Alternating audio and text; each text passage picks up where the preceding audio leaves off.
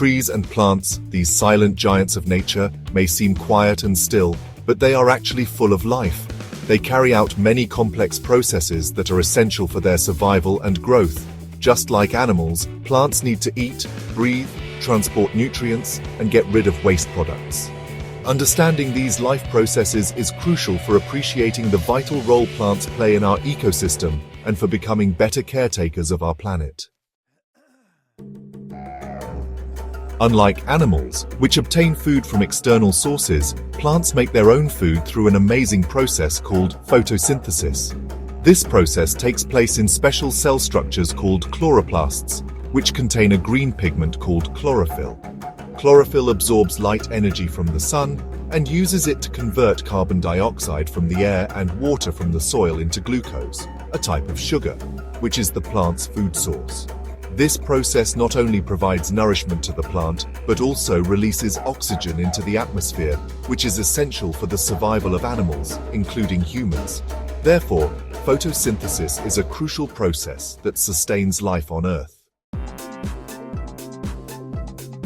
While photosynthesis provides the basic energy source for plants, they also need several essential nutrients for healthy growth. These nutrients are absorbed from the soil through the plant's roots. The primary nutrients required in larger quantities include nitrogen, phosphorus, and potassium. Nitrogen is essential for leaf development and chlorophyll production, phosphorus aids in root development and flowering, and potassium contributes to overall plant health and disease resistance. In addition to these macronutrients, plants also require micronutrients like iron, manganese, and zinc. Iron is crucial for chlorophyll synthesis, manganese plays a role in photosynthesis, and zinc is vital for growth hormone production. Just like animals, plants need to breathe. However, plant respiration isn't as obvious as the inhaling and exhaling of animals. Plants take in oxygen from the air through tiny pores called stomata, located on the underside of their leaves. This oxygen is used to break down the glucose produced during photosynthesis, releasing energy that the plant can use for various processes like growth, reproduction, and repair. This process of breaking down glucose using oxygen is called cellular respiration, and it occurs not just in the leaves, but in all living cells of the plant. During the day, plants release more oxygen than carbon dioxide because photosynthesis, which produces oxygen, occurs at a much higher rate than respiration. Desert plants like cacti have adapted to their environment by opening their stomata at night to minimize water loss, a process known as CAM photosynthesis. Part 5.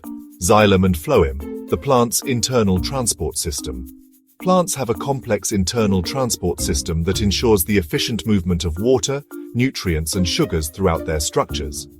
This system comprises two specialized tissues, xylem and phloem.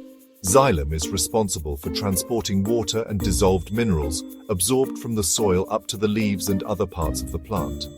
Phloem, on the other hand, transports sugars produced during photosynthesis from the leaves to the rest of the plant, providing energy for growth and storage. This two-way transport system is crucial for maintaining the plant's overall health and vigor. Part 6. Excretion. Waste management in plants. Although plants don't have a dedicated excretory system like animals, they have developed mechanisms to manage waste products generated during metabolic processes. Some waste products are stored in vacuoles, which are membrane-bound compartments inside the plant cell. Other waste products, such as excess oxygen produced during photosynthesis, are released into the atmosphere through the stomata. Plants can also release waste products into the surrounding soil, where microorganisms can break them down. Additionally, plants shed leaves, bark, and other parts to get rid of waste. Some plants excrete waste in the form of resins and gums, which can be seen oozing from the bark. Overripe fruits and other plant parts that fall to the ground also serve as a means of excretion. Part 7. The interconnectedness of life processes.